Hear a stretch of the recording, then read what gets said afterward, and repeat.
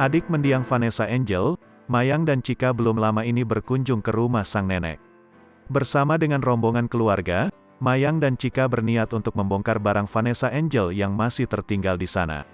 Hal ini diketahui Tribun News dari unggahan YouTube channel Chika Mayang Vlog, Rabu, tanggal 9 Maret tahun 2022.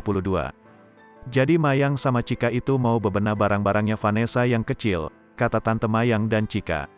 Mereka asyik mengulik-ulik kamar Vanessa Angel saat masih berusia belasan tahun.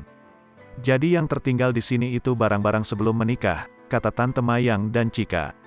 Udah jauh, sahut Chika. Masih belasan tahun pokoknya, ralat sang tante. Ketika bebenah mereka menemukan tas kotak berwarna coklat yang berisi album kenangan. Di dalam album banyak foto kenangan milik Vanessa Angel dan Mayang sewaktu masih kecil.